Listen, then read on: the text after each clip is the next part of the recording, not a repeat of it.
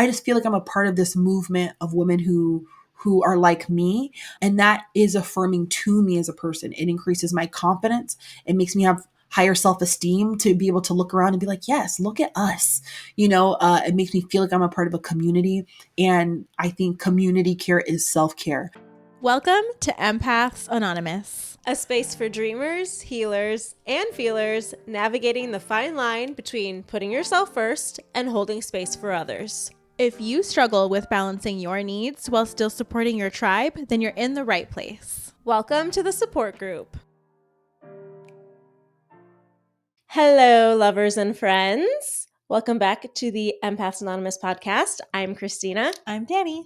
And today I am so excited, you guys. Geeked. You have no idea. I'm kind of a fangirl of our guest that's coming on. I've been following her for a really long time, and one of my favorite topics is friendship. It's just the creme de la creme of life. Right. And so when I found her podcast and Instagram, I was like, oh my God, there's somebody talking about female friendships, and not even just somebody, like a Black woman talking about female friendships, and not just a cishet white man giving like research about friendships. So very, very excited to get into our combo with her. But first, what's in your cup, girlfriend? Today, you could tell we're dressed up this for our Galentines. Happy Galentine's week to our gals and our pals, but only if you're a true pal. In my cup today is, instead of a reheated coffee, I just went ahead and put that shit on ice. And that's what it is. Coffee from home. It's a little bit of Lavazza from the pot and an extra couple of ounces of Phil's coffee. So I've got a blend happening in here today. I love that. Yeah, also, please forgive my congested voice. There's nothing I could do about it. I'm sorry. In my cup of life, because I'm not feeling 100, I suppose that's just how I'm showing up. I'm here. I'm excited, but the brain fog is definitely takes over at some point. So if I look like I'm dissociating, it's probably because I am. But overall, good. I love that it's Galentine's. Even when I was in a relationship, like I really like Valentine's was just okay. I loved doing the gal pal stuff. Like that was so fun. I loved doing the crafts. I love getting together. I love having a pajama party. Like get the girlies together to celebrate some love. So that's kind of how I'm feeling today. I'm feeling like flirty and fun. Absolutely. What's in your cup, sister? So I have in my Glinda cup, speaking of gal pals, speaking of friends, how do I say, what word am I looking for? Long awaited? Yeah, the long awaited. Thank you. Honestly, because it's part of a bigger story, this cup. Oh yeah. I don't remember what episode that was. Me either. It was definitely a 2024 episode. But if you guys know, it was our Wicked episode.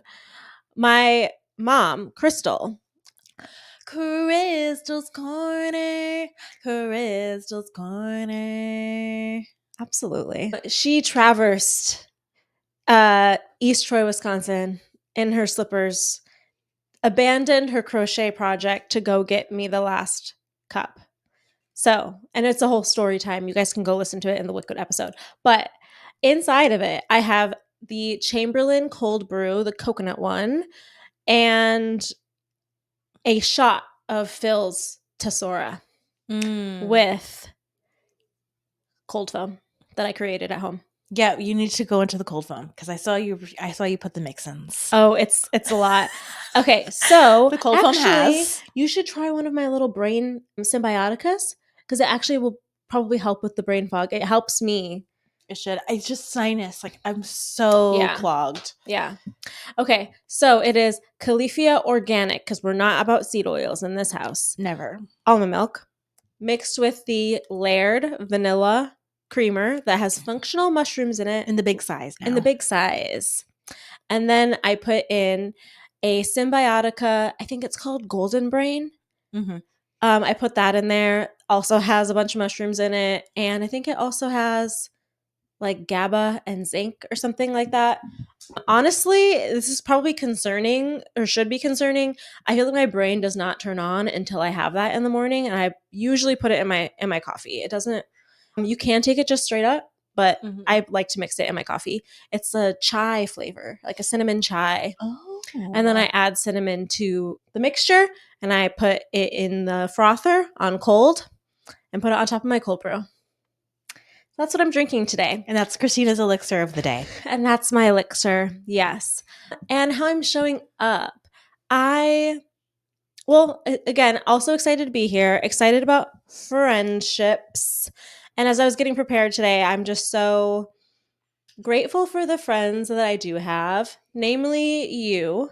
And I am putting it as a priority for the rest of the year to attract more friendships. As always, I feel like that was a priority for me in the last year too.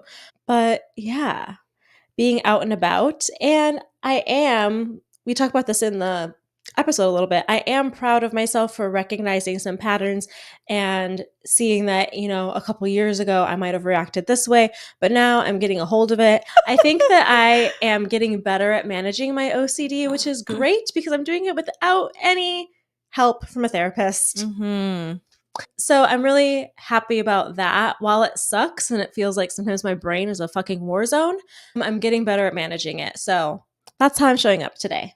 Grateful, proud, ready to talk about friend love. Yeah, I do have that same feeling of readiness. Yeah. Mm-hmm.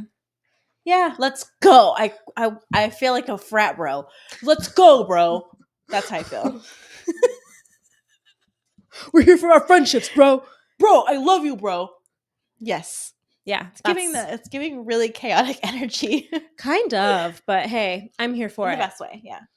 Happy Black History Month, of course. Absolutely. We're celebrating all month long. It just happens to coincide with our Valentine's Week episode, so we wanted to do something fun and cutesy. Yeah. And what better way to celebrate Galentine's than talking about your gals? So, without further ado, we will not yap any further. Here's our guest. Bye. Hi, welcome back to the Empaths Anonymous podcast. This is our special Galentine's edition of the podcast today, and we're so happy to have Danielle Bayard Jackson on the podcast today. She's a women's relational health educator who speaks nationally about the science of women's platonic connections. She is the director of the Women's Relational Health Institute and is also the author of Fighting for Our Friendships, the science and art of conflict and connection in women's relationships.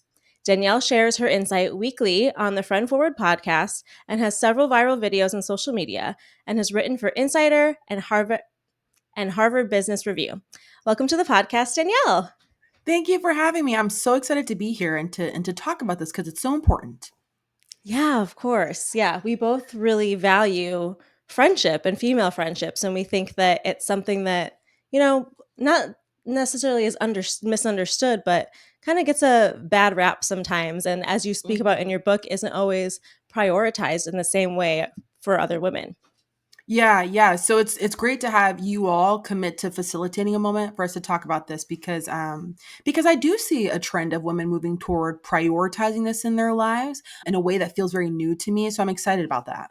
Yeah. Do you find that there's a reason for that? Like, is it the pandemic or any other factors? Okay, so I think it's a lot of things. One, I think it's being modeled for them. So to see other women talking about how important their friendships are kind of makes you think to yourself, oh, I guess they are important. I've never really intentionally thought about that before. You also see trends like more and more people are being interested in like what do they call it? Like these house shares, like buying houses with friends or living with other people. I think that's on an uptick. I think you have more and more women opting out of marriage, opting out of having kids. And I mean, the next natural step is to think through, well, what role does friendship play to the single woman? That is her family, And so I think these shifts in certain trends have women thinking more intentionally around what their friendships mean to them and what role they want it to play in their lives overall.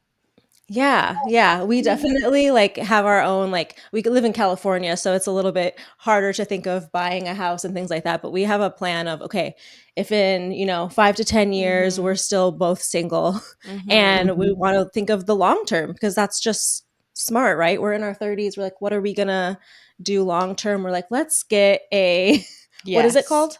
It's a compound. A compound. Let's like a Yes, huge. I love it. I Yeah. need the chickens. I need everything baby. So I need a mini horse. I need a mini cow. I need all the baby things. And she could have her own place. I could have my own place. We're still on this shared plot of land where it's like it's still a shared space. We have shared responsibilities and we both bring things to each other's lives in a very like practical and loving way. And I just don't Right. understand why more people are not. I know it's more of like a capability, like we're just not able to do Right. it at this point in time. But yeah, as we get closer to that age, I'm almost like I'm looking forward to it. I'm Yeah. like, nobody find me, man. I don't want one. See ya. Yeah. I get it. And this is what I mean. So even you saying that, if there's a person listening who's like, oh, I never even considered that, I think it just kind of starts with that seed and then it takes off from there. Yeah, Mhm. definitely. I Yeah. got a little ahead of myself because I am just so excited to talk about this. But we always ask our Oh guests yeah. because we have a segment called What's in Your Cup. So we always ask our guests, are you sipping on anything this morning and how are you showing up today? So what's in your cup, your personal cup? So physically in the cup is cold coffee, and I do the thing of like the 4-5 reheats, which I don't know if that affects the quality, but at this point, and then I think just slowing down is in my cup more like metaphorically Mhm. of I think as millennials, a lot of us were raised at the in the golden era of hustle culture, and I've definitely been guilty of doing the thing where I'm showing on my Instagram stories like how busy my day is, or like a quick screenshot of like look at how much I'm doing today, and it's almost like a status thing. In the past 3 years, I've been working really hard to unlearn that, and so now I see the value of moving slowly, intentionally, being present, doing things that make sense for you instead of things that feel cool. So I'm rethinking all that, and so because of that, us moving at a slower pace is what's in my cup Mhm. on a day to day basis. Yeah, taking care of our internal selves and our Mhm. nervous system. Love that. Totally. Hmm. Yeah, because you've been busy with the book, and like I see you on all different types of podcasts. I know you were on Mhm. Les's podcast. That's one of my favorite, Balanced Black Girl. So you've been doing a lot of promo and stuff like that. So it Mhm. makes sense to prioritize slowing down in your personal life. Yeah, yeah, and she's great. Her show is so terrific. Yeah, and what I'm learning about hustling and the grind and stuff too is it can come in seasons. And so 2024, that was the season, and the season feels like it's going to be one for just like slowness and being present with my kids, my friends, and more outings that have nothing to do with my professional advancement. So, sure, things that are exciting to me like this, having this conversation was an immediate yes. So things like that that feel energizing or make me curious is going to be a yes. But anything where I find myself thinking like, oh, this will look cool to do, or I might get closer to people at the top, like stuff like that. I don't know. For me, as a woman of faith, I feel like I trust that God is going to find a way to make it happen. I don't have to chase down every little thing. Mhm. Sometimes it's a no, and I also trust that that won't be the last of the opportunities to come my way. And so far, that attitude has been serving me well.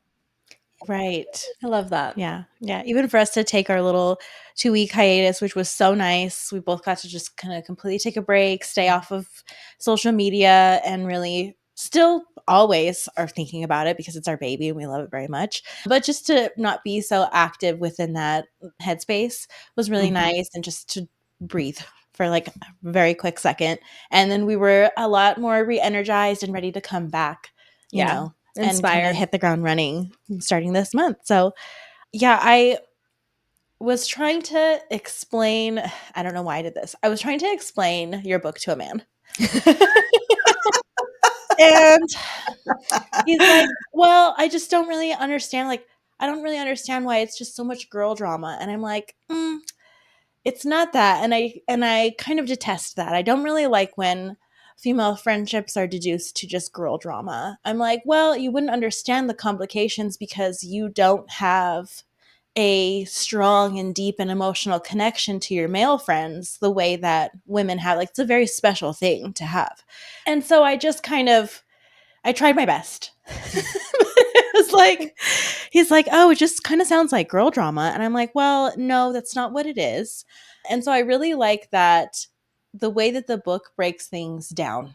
I like that how the chapters are organized, and I like that we really talk about the truth is that it is very complicated, and things do happen where we don't ever set out to start a friendship thinking that it's going to end.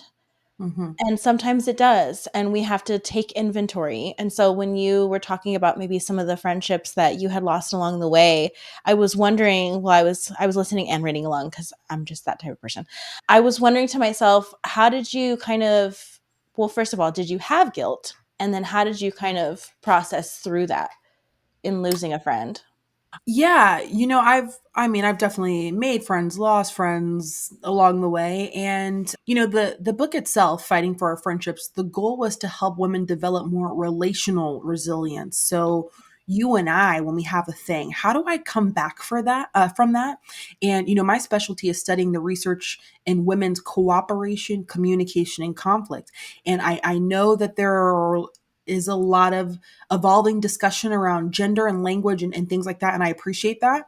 But the research continues to show that women cooperate and expect and communicate differently than men do when they're in male dominated groups. And so, the 70% of a woman's network is other women. To me, that means it's worth it to take some time to figure out, okay, what do we constitute as a violation that a man might not? How do we become close in ways that men don't prioritize? What are the things that split us apart? So I can go into friendships kind of anticipating that, being equipped to navigate that, and having a deeper understanding of the mechanics of women's friendships. And you can't really have that conversation without talking about friendship dissolution. And this is because the research finds that while women's friendships are deeper and more intimate, they do dissolve at a higher rate. Now, a lot of people, like that man in your life, might say, well, yeah, because they're petty. It's easy to jump to because we just have a lack of tolerance because we are just so obsessed with the drama. But it's because, you're probably not falling out with the person you weren't close with to begin with. So Mm-hmm. you having that best friend who's been your boy, for 20 years. Yeah. And the last time you talked to him was last summer. So you probably are Right. not going to have a big fallout because it's not that deep. I'm not saying men can't go deep. I'm not speaking to their capacity. I'm just saying generally the tendency is for some of those friendships to be more surface level and compared to women. So to your question about guilt, I've totally felt guilt over ending friendships. One was last October and was really hard. Having friends pull away from me in my past. But I think learning things like kind of what I talk about help us to metabolize that rejection. Yeah. I think that a lot of us have this like a friendship wound, and it can show up in different ways for different people, right? Like mine is, I don't want to have conflict. I used to tell people, well, I don't fight with my friends. So if you have like issues or like if we're fighting them, we just aren't meant to be friends. And it's just so not true. The older that I got and the more that I started treating friendships as real relationships as you would with a boyfriend or your family members, you're going to have conflict. You're not going to see eye to eye because you're different people. I think that we have this sometimes, especially when I was younger, this idea that your friends have to, you know, have the same ideals, beliefs, and like personality as you. Otherwise, you're not getting along. But yeah, can we talk more a little bit about the friend wound and what it might look like to heal that wound so that we aren't bringing that insecurity into other friendships? Yeah, I know it's popular for people to say, and I'm sure I've said it before too, I'm in my healing era. And for many people, that looks like I'm kind of in isolation right now, reading books, doing, I don't know, shadow side journals or whatever it is. And that's cool and necessary a lot of times to get away from noise, distraction, from hearing other people's voices around what you ought to do. So for sure. But I'm always going to kind of poke us a little bit to think about how healing happens in community.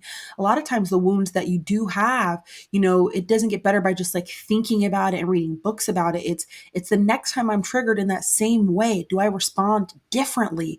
That is it being healed inside of me. So me being scared to tell a woman my business because women have betrayed me. They've told, they've shared very personal things and I told them not to.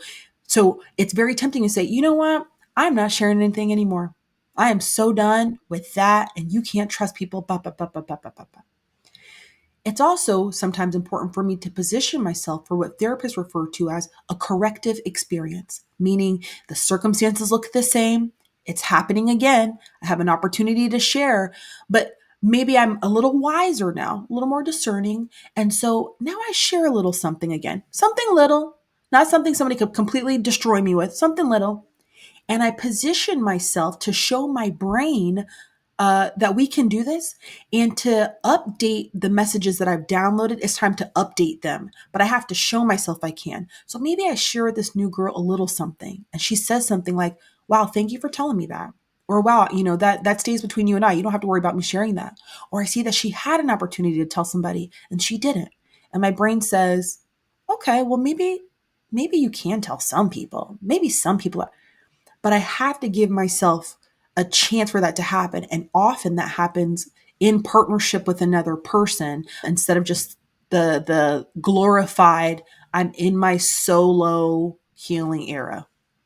Yeah, I totally agree. I feel like right now, which I think that there's a time and a place and a need for it, but I think we're being bombarded by this messaging of, everyone's a narcissist. Cut those people off. If they don't bring you peace, they're not meant to be in your life. Like whatever, that kind of thing. I see a lot of it on my Instagram feed and my TikTok feed, and I get there are some people in your life that are toxic, that are weighing on you, that aren't meant to like keep going forward in your journey, that we do have to say goodbye to.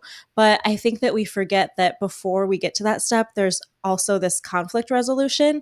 And a lot of times it can be just our own perception that's keeping us from understanding the other person. Oh, 100%. And it doesn't help when me are on social media. And I always encourage people to take a look at the friendship content that you find yourself engaging with, like liking, watching all the way through, reading the comments on, because I'm training the algorithm, feed me more stuff like that. And so the videos where women are like, so story time about why you can't trust women, or here are signs to cut a friend off. Is it helpful to kind of know some signs of this is going poorly? Sure. But we've tried to commit, with my brand and business on attuning your eyes toward the green flags. Because if I ask you, tell me some red flags and green flags, I bet you can whip those red flags so quickly. And it might be more of a struggle to think through the positives. So we need to train our brain. What are the positive things I'm looking for? What are the signs that my new friend is trustworthy? She says she's going to do things and she does. She's not telling me her other friends' business. That's a good thing, right? And so, a lot of it looks like, well, what am I constantly consuming and how does that feed insecurities and inadequacies and fears I already have? Well, it sure ain't helping. So, it's helpful sometimes to be intentional about that as well. Yeah. Totally.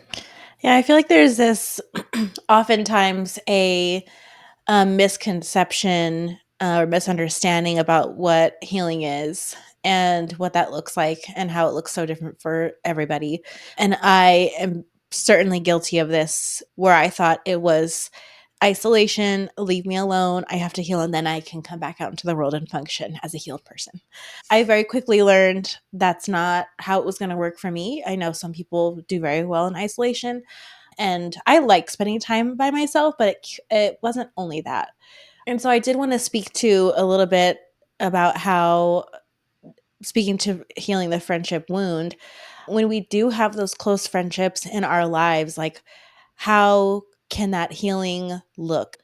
Kind of what you spoke to a little bit. How do you know when we're healing alongside someone, right? Like for myself and Christina, it was kind of a whirlwind of us being able to live together. This is the first time in our 13-year friendship that we've been this close. And it like went from not close at all to like extremely close. So navigating that, And then us finally coming to the realization that, oh, I think we're kind of in this like same era or same position in life. And we could look at it as like a woe is me situation, or we could take advantage of the opportunity and understand what it's like to heal in tandem. So how do we know when that's happening for two friends? That's a great question. I think one is kind of what you described of, do I feel like I am growing here and you feel like you are growing here too? And perhaps we're bringing our respective negative experiences or complexes, and we have our own things going on. But this friendship with you is turning me into a version of myself that I really like. I feel proud of. I feel myself maturing in certain areas, and this friendship is helping me grow in that way. And I don't often hear people talk about growth in partnership. Maybe it's like, I need to grow on my own. But how has a friendship grown you up? How has a friendship that you have turned you into a version of yourself that you really like? You feel proud of who you are with her. You like what she brings out in you. I think that could be one way of measuring your progress. And I think another is to look at certain situations that you're in where you respond in a way that's different from how you would have maybe 3 years ago. So sometimes looking at like, oh my gosh, 3 years ago, I would have spiraled, right? She didn't talk to me for like 3 days. That's not normal. I would have spiraled into, I guess she hates me. Maybe I said something that offended her. But today I was able to muster the courage to ask her outright, hey, are we good? Because I know we kind of talk every day. I haven't heard your voice. We're okay, right? And 3 years ago, I wouldn't have done that. And so finding ways to say, oh my gosh, I think I'm growing. So sometimes comparing to how old you would have responded and how you are responding now, I think that could also be a measure of your progress and growth. Yeah. Yeah. Especially because we're so isolated now. I think that the pandemic escalated that. But I've noticed that like millennials, we're kind of in our cocoons. And I think we're all, going through a lot of stuff. We have our careers. Some of us are starting families. There's different things going on that might attribute to that. But just being around her, I mean, we've been friends for 13 years, but I lived in a different state. So for most of the time, we were long distance friends. And so it was normal to not talk for a few weeks and then, check in with each other. And now it's just hearing some of the situations and things that we've been through. She went through something, and then through, having all of this time to really like talk through it, and we're each other's sounding board. So we're like, okay, I'm not crazy, right? Like this is going on. Like I'm going to, give you all the details, like help me be my second brain so I can make sure that I'm getting this correct. Through doing that, there's been situations where I've noticed, the signs or like things in relationships I've been in. I'm like, oh, she went through that already. And even though these are different people, maybe slightly different situations, I kind of know what to look out for now. So I think one of the beautiful things about female friendship is that we share this communication. We love to just get together and just talk with our girlfriends. And I think that in itself is like a great way to learn. And while not every situation will be the same, like I've just had so much value and learned so much just from like hearing and seeing her resilience of what she's been through. Oh, that's really beautiful. And I love hearing the way that you're describing how integrated you are in each other's lives, roommates or not, but that this is a person who helps me make daily decisions. This is a person who helps to regulate me when I'm off and I need somebody to bring me back down to earth. How integrated you are into one another's lives. And sometimes that level of closeness comes with an increased risk, right? Because the closer we are and the more we're in each other's business, my buttons, right? But the opposite is true. If we're not doing that, then there's a lesser degree of closeness. And you're not in my life. We become catch-up friends. I'm just self-reporting to you once a month what's going on. And so I think it's beautiful to hear stories like the one you just shared about how deeply you guys are woven into each other's lives and how much of an asset that is for you. Yeah. Yeah. And I think that it's rare, and I think that we try to protect that. So going into that, I know that I'm really grateful for her friendship, and I know that not everybody may be experiencing that right now. What are some ways that we can really try to nurture those friendships and build stronger friendships for people or for those of us who are looking for more of that connection? Okay, so yeah, the question is like how to nurture existing friendships a little more. Okay, yeah, I love that question because the most popular question I receive is how do I make friends, and there's so many things that are happening that are putting people in a position where they are inviting new connections into their lives. But there's another group who's like, actually, I have no problem with like making friends. I'm sociable. I like people. I'm extroverted, charismatic. But my current friendships don't feel totally satisfying, but I don't know what to do aside from like, I don't know, hang out more or be nice to you, check in more. And so we came up with 5 research-based ways to help you deepen existing connections, and they're all research-based. And I call them the adore practices. And practice meaning this is ongoing. It's not I do this one time, now we're close. And so adore, and in each letter, stands for something. It's an acronym. But very quickly, the A stands for appreciation. It sounds very obvious. But a lot of times, the research finds that we say thank you less often the closer we are to people, because we just expect it. I don't have to be nice here. But if I asked your friend, like, do you feel appreciated? What would she say? Or do you just expect her to say yes? So what are the ways that I can make it known how much I place value on you being in my life? That's verbally, like, how am I assuring you? So that's one. The D stands for desire. Oftentimes when we think of desire, sometimes it's in a sexual context, but it's important to express platonic desire. I know because women often tell me how they wish their friends reach out to them, how they wish their friends initiated a hangout, how they wish their friends reached forward toward them so they weren't the pusher. And so how can I communicate to my friends, I desire you, meaning I want to know you more. I want more of your time. I want to know what you were like as a kid. I want your company. How have I communicated that? The O stands for openness, which is vulnerability. The R for reliability. So how are we establishing trust constantly? And finally, the E stands for experiences, because the research continues to show that time is a key ingredient in the friend deepening process, and you can't get around it. In fact, one study from 2021 found that it takes about 34 hours to move someone from an acquaintance to a friend. So it's just time together. And by exercising a mix of those practices, like making sure that's what you do, before you know it, you would have deepened that connection. I like that. I love a timeline. Like, give me an amount of hours to do something. I'm like, Yes. goal set. Absolutely.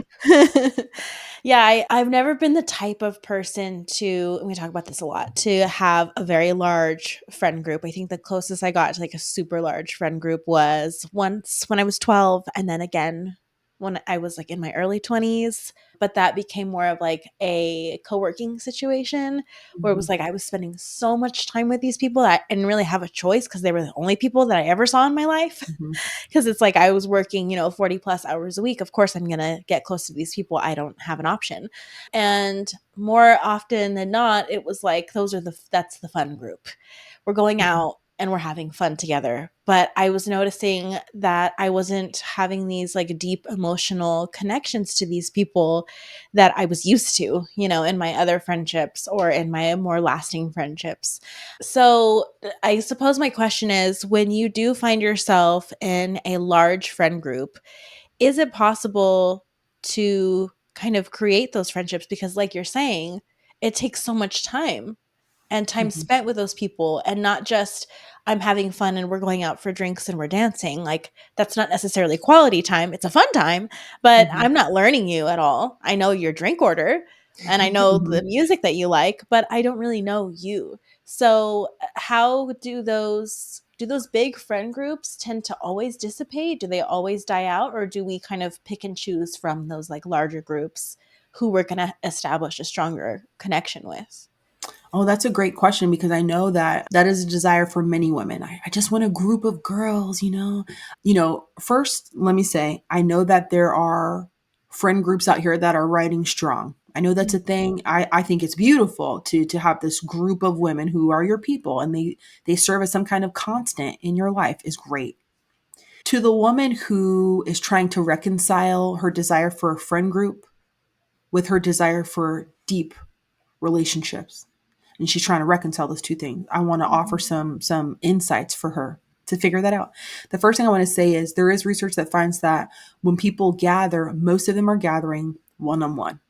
So right there, if you think, well, everybody's got a friend group except for me, it's actually not true. 50% of our gatherings are one-to-one.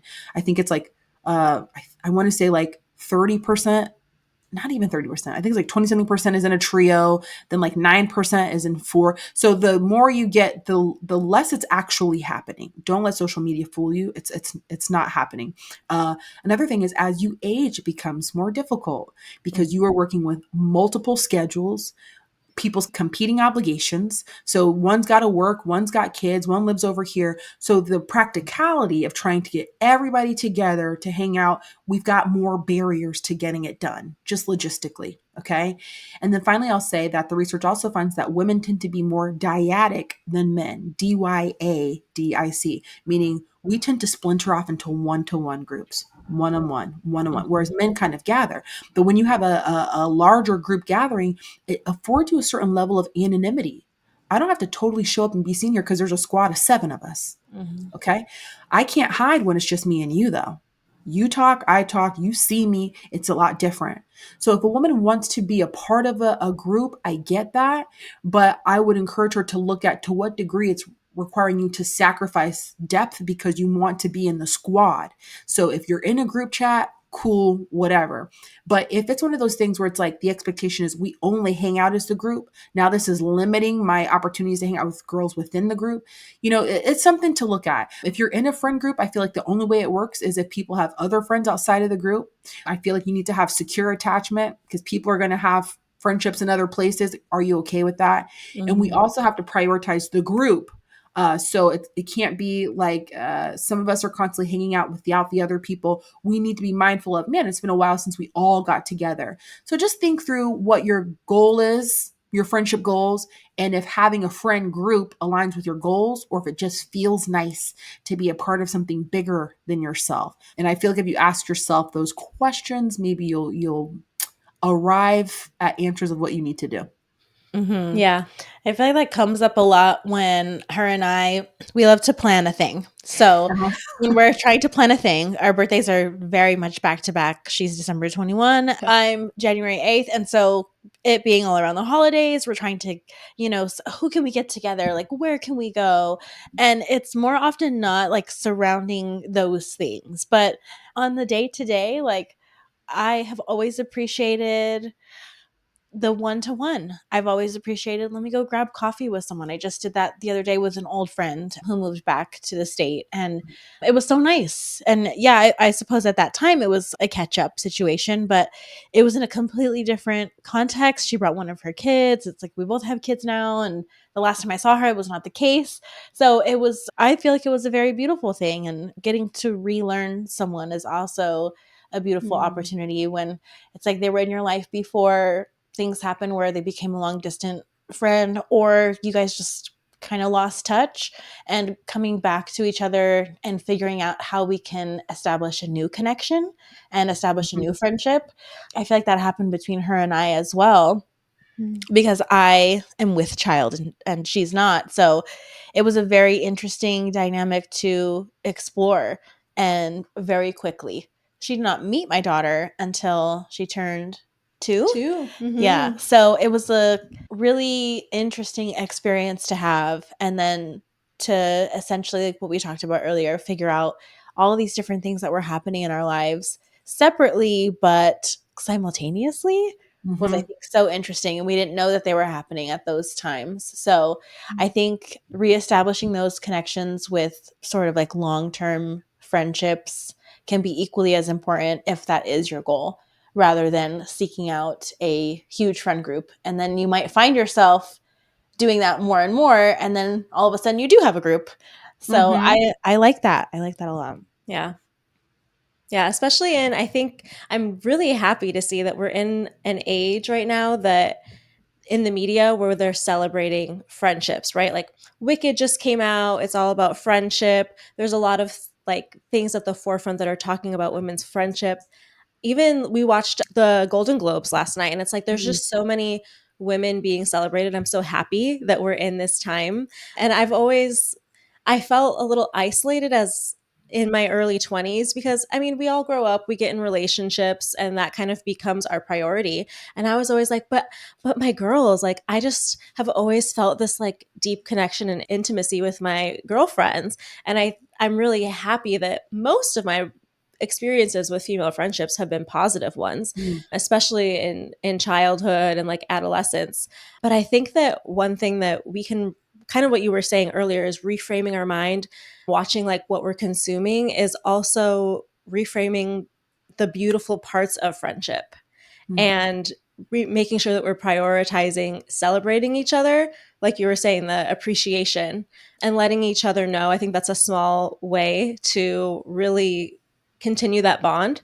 There's sometimes where I don't reach out to someone I haven't talked to in such a long time because I'm like, well, so much time has gone by that now it's like kind Mhm. of awkward. But there's been times where people have reached out to me, after a few years of not talking, and I was like, oh my gosh, Tracy, I'm so glad to like hear from you. Like, I feel special now that you were thinking about me. So Mhm. sometimes I think, nurturing friends the way that we do other relationships in our lives can just be so fulfilling, and it can look similar even though we kind of treat it differently or can treat it differently.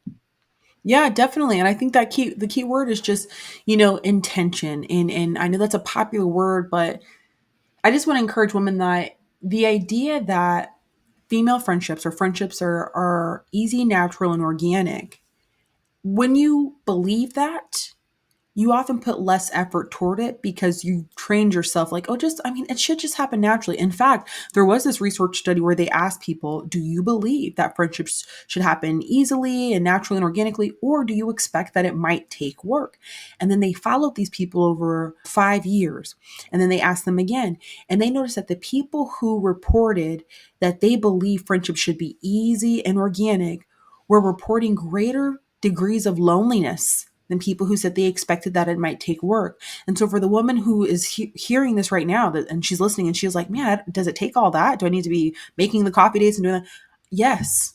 Mm-hmm. Because if you believe that like it should just happen and that that's evidence that it's a real friendship, that it just happened, it's just not true. Especially once you're getting late 20s, early 30s, we've got other things going on.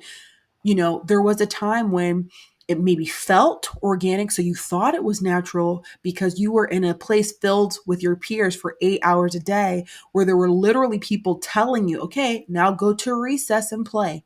Okay, now everybody go to lunch. Okay, we're all living in the dorm together. Those things were happening maybe without your knowledge, and you had these social institutions who were manufacturing opportunities for you. Mm-hmm. Well, the research tells us that your social network grows and grows until about the age of 26, and then it starts to decrease. At this point, we have to start looking and making those opportunities for ourselves. Now you're in charge of your calendar, and maybe now your friends have moved. What are we going to do? So the whole it'll just happen. Either you have not updated your ideas and expectations around adult friendship, or you're in friendships, and I hate to, let's just keep it real. You're in Mm-hmm. friendships where it feels natural to you, but it might mean that the other person's doing the work. And you're around here Mm-hmm. talking about, I just feel like it's natural. No, she's the one who's calling you every week and coming up with ideas for what you guys can do when you hang out. And she's got it on her calendar to remember your doctor's appointment that you were anxious about, to remind her to ask you about that. But for you, it feels so easy. She's doing the work. And Right. so I'm not saying that friendships ought to feel hard, but I'm saying the same planning you put around your professional goals or your health journey, the same intention to think about it and come up with a plan. You might need to do the same thing about friendship. And it doesn't mean the quality or the closeness of your friendship is any less that you have to do that. If Right. anything, it's an indicator that you value it because you're taking the time to do it. Yeah. My Right. mom always told me growing up, you have to be a good friend to have good friends.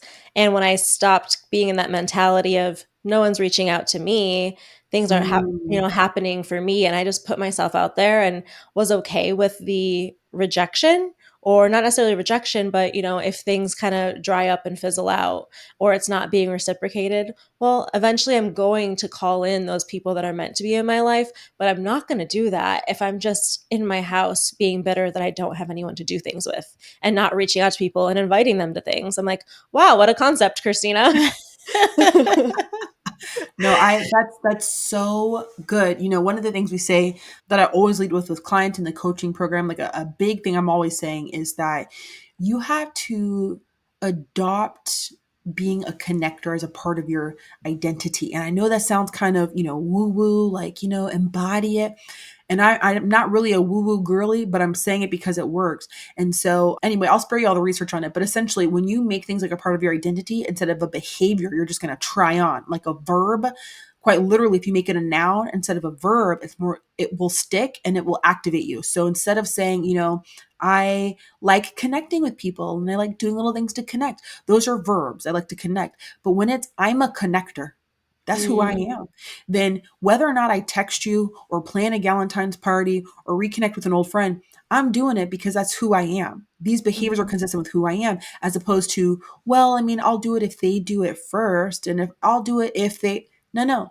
At some point we have to say, I have agency. I have some authority over my friendship story. I don't have to wait for people to pick me, wave to me, text me. And so if I do wave or I invite girls to my party and they reject it, that sucks. That's going to sting. But so much of life comes down to how you metabolize rejection. I don't now start saying I'm done. It's okay, well, you know what? That gave me some data that I actually need to know who to invest in. So she's a great girl, sure, but something's not aligning. She either doesn't have the time or the interest in me. Either way, it makes this pursuit now inappropriate. So now I turn my attention to girls who are giving it back. But I'm not going to stop doing it because being a connector is who I am. And to your point, the woman who shows up like that, connecting, friendships are just a natural byproduct of showing up that way every day. In any relationship, it's going to take that amount of work if you care deeply enough to make that something strong and something constant in your life. And it's like, as you're explaining it, it sounds like dating. It sounds like taking inventory of the people that you have in your life or that are involved in your life and figuring out who's giving when you're giving, like who's giving back, right? And so we just had this conversation recently. It's like I had a date and I'm like waiting for the text, because I'm not. I'm not texting first. I need you to check in with me. Like, hey, like, did you get home safe? Like, how are you today? Like, are you feeling any better? And if I'm not getting that, guess what? Not in alignment, not for me, right? So, in the same way that we spend so much time, if you are in your dating era, which a lot of us in our 30s are right now, it's the same with friendships, if not more serious, because a lot of the time it's like you can have a lifelong friendship and those friendships will see you through the divorce or a separation, a breakup. And you'll not have that romantic relationship in your life anymore, but the friend will always be there. So it's like putting in that time, definitely putting in that workout. When someone says it needs to be natural and organic, sure, that it can have that feeling, but only if both people are showing up in that way. Yeah, absolutely. One of the things you do touch on the book is Black women tending to feel safer with other Black women. Our podcast, I mean, we celebrate and hold space for women of color. Everyone else is welcome to listen, but we saw a gap and felt like there were less of us on podcasts. And so one of our goals was to highlight, Black and brown women more. Do BIPOC women experience friendships differently? So I'll say that universally, we're all looking for the same things. I need friendships where I feel affirmed and safe. I'm growing here. We enjoy each other's company and we can share and offer emotional support across the board. But yes, women of color often report that they find more understanding, affirmation, and support in friendships with people of the same race, same ethnicity. Now, does this mean it's guaranteed? No, of course not. I mean, I've definitely had Black friends where I'm like, okay, yes, finally. And then they say something, you're like, oh my God, that's anti-Black. Like what you're saying is not okay. So they're not mutually exclusive, sadly, right? But yeah, a lot of people would argue that friendship's supposed to offer a sense of ease, a peace of refuge. And sometimes befriending somebody where I already know that you know what it's like to navigate this world in a brown body, that I can speak to you in shorthand. I can say, girl, and you're just like, I saw that too. Okay.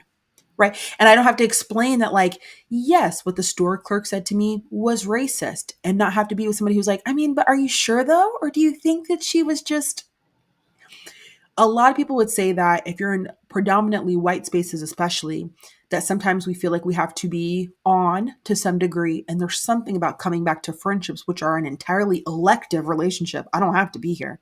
And Mhm. I needed to offer some sense of peace and natural flow and refuge. And I don't want to be on or explaining to you. Now, am I saying that I need to have all Black friends all the time? Some people, I've talked to women who are like, I've been hurt so much and disappointed and offended so much by other groups that, yes, that's the circle I want around me. But, I always say, like, look at your intersectional identities. Okay. You're a woman, you're a brown woman, you are maybe a Christian woman or a mom.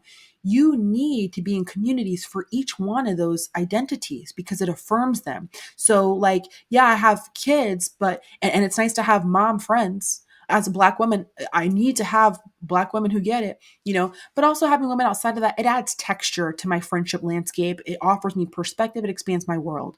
But a Mhm. lot of women do report feeling safe and seen, and a sense of understanding with women who know what it's like to navigate the world in a brown body. Yes, agreed. I like to your point though that it's not always going to be those girls. It's not always going to be those women. I've had plenty of Latina friendships who felt comfortable all the time telling me I wasn't enough of this or enough of that, or I was Mhm. whitewashed, I'm a coconut, things like that. And I'm like, if you don't understand how that wasn't even my choice, I just got brought into the world the way that I got brought into the world, right? I recently learned from my maternal grandmother that I'm at least fourth generation because she was talking to you about it. Yeah, yeah, yeah. That like Mm. her great grandma, I think, was the last person to be born in Mexico. And that's, in California specifically, is not super common. A lot of my peers were first generation and they just didn't understand why I wasn't. I'm like, well, that's just how I got here. And so having those friendships where maybe it's a Latina who does understand, like, okay, like I can understand why, your native language wasn't Spanish. Like your parents didn't feel comfortable speaking it. Also, it was a huge part of assimilation in the 90s. You're not Mhm. speaking any other language than English because this is America, right? It's not celebrated. Now we have these, Spanish immersion schools where it's like being bilingual is a huge plus and a great sign of intelligence. And so now, being where I am now, it's like I'm working with multilingual learners and it's like not only Spanish, and I have kids who are speaking all different types of languages and being able to kind of understand their experience without having gone through it myself. It makes me feel like, okay, I can now have coworkers who are my friends who maybe understand that a little bit differently than maybe my peers growing up. And so I think to your point is that we're all looking for the same thing and it's not always going to be found in another brown woman. It could be, or maybe not even in the same culture or in the same Mhm. ethnicity. Like I work with two Indian women who I align with very much, and I that was unexpected from me. But I love that, and I love that I can make those connections. So maybe not within my same ethnic group, but we're all brown at the end of the day. So we Mhm. do understand this kind of, we're towing the line of like, how much do we assimilate? How much do we show up as our full and true authentic selves in our professional space as well? Yeah, yeah. And that's a terrific example of how, to some degree we find home, safety, ease, and other ways we're like, okay, this brings up some stuff. But it's important to have women who kind of mirror to you that experience, and maybe who've gone before you, like women who are the same ethnicity but older, and they can say, hey, here's how I advanced at work, or here's how I had that experience, and here's what you can expect. So even intergenerational friendships and the value of those dynamics as well. So, I think what we're saying is, I think a lot of it comes down to, there's research that finds that people who have relational diversity have better well-being. Like and by relational diversity, I'm not just talking about like, oh, you need some white women in your group, but like they're talking about the types of friends you have. Women who have more types are happier and healthier. So that means, the woman who has her sister as her bestie and she's friends with her neighbor, that's terrific. But the woman who has her sister, her neighbor, her happy hour friends, mom friends, college friends, work friends, that woman, her well being is better than the one who has fewer types of friends. So, to that degree, I encourage all of us to have friends of different textures who affirm us in different ways because, not to be dramatic, it becomes a matter of life and death and how happy you are, how fit you are in your body. It really is that serious. Mm-hmm. Yeah, that was like Yes. a shocking fact that I learned from your book, is that it really does affect your physical health. Yeah, I hope I like leading conversations kind of with that and to encourage us to look at friendship from a wellness perspective because so Yeah, often it's like, yeah, I love my girls and like I love brunches and like for sure all those things benefits, right? But when you realize that it has more of an impact on your longevity than your diet and then in your exercise, which obviously is super important, okay? But the impact is greater when you have more friends. So like yes, make resolutions around eating. Yes, work out more for sure. But like, what are your friendships looking like? Because that's a greater predictor of how satisfied you feel with your life when you're in your deathbed and how happy and how well you are in your body. And, there's even something that found that the number one killer of women is heart disease. That's the number one way it's taking us out, heart disease, but having strong friendships cuts it by 30%. So wow. it really is something that I hope encourages us to make it more of a priority the same way we would anything else. We just don't see it modeled or promoted to us as often. I agree. Well, we so appreciate your time. We know we're getting towards the end of it. So to round out our time, and I think that we led into this nicely, how are you honoring yourself this Black History Month? Mm. Um, so I think for me, the way I feel like I'm honoring myself, my blackness during this month, honestly, is supporting other Black women because it reminds me that I'm a part of something bigger than myself and it makes me feel just like seen and it makes me feel like I matter and it makes me feel like, yeah, I have a family, I have people. And so even if I don't know the woman personally whose business I supported or whatever it is, just by saying, you know what, we're buying all Black this year. And if I can get the same thing from a Black woman who made it with her hands, like that's something I'm going to commit to for the year. I just feel like I'm a part of this movement of women who are like me, and that is affirming to me as a person. It increases my confidence. It makes me have higher self-esteem to be able to look around and be like, yes, look at us. It makes me feel like I'm a part of a community, and I think community care is self-care. So that small act of if I can get this made by a Black woman in her specific way, then I'm going to just shift the person I buy it from. That act this year is one way that I'm caring for myself and my community as a Black person. Yeah, I love that. I Love it. think to round out this whole conversation, we've really hammered in the fact that we're in a time where we really need each other and to show up for each other and to support each other. And community is really the way that we're going to progress and like see change in other areas of our world and even in our inner worlds. So I love that. I Mhm. really want to challenge myself and anyone listening to research more Black owned businesses and trying to give my dollar to that over just going the easy route and hopping on Amazon and hopping on Target. Mhm.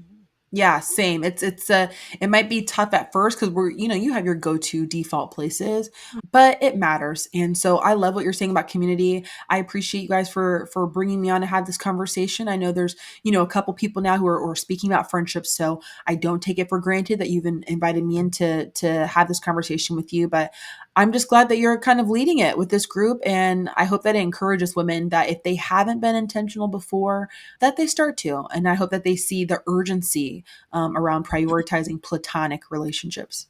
Yeah, Yeah, I agree. getting some friend love. Yes. Yeah. Definitely thankful for all of the women who have displayed healthy friendships for me.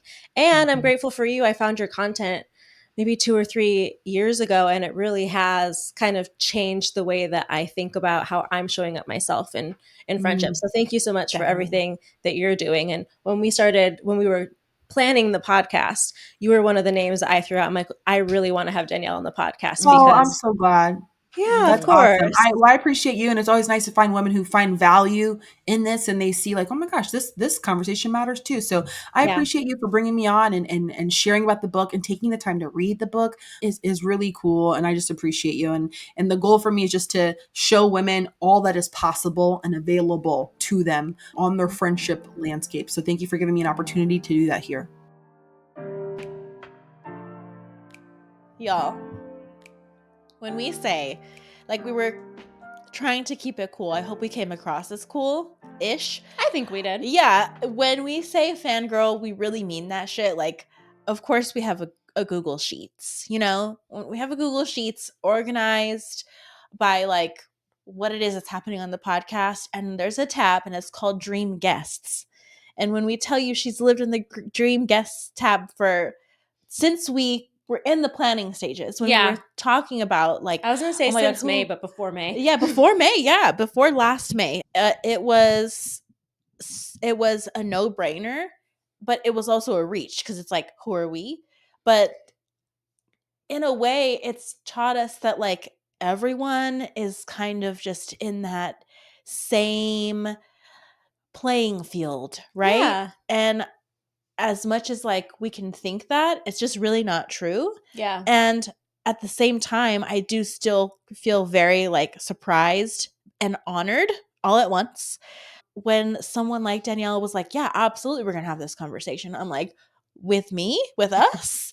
And it's like a yes, like, of course. It's what we're doing here is very important, and always bringing that confidence to the table, I think, is really important. But sometimes it does kind of feel like oh shit. For real. Yeah. Yeah. As Danielle said during the episode, we're all looking for similar things. We're looking for connection. We're looking to connect with other women, support other women, Be affirmed.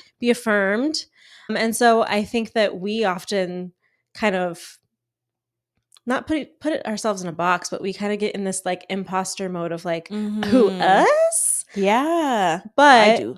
yeah, I think that at the end of the day, also, like Danielle said, your true intentions are going to shine through. And I think that it was just, it fits the pods, it fits us, it's just who we are. And it's why we talk about friendship on the podcast so much, is because we truly do value and care about that shit and think that it should be protected and celebrated.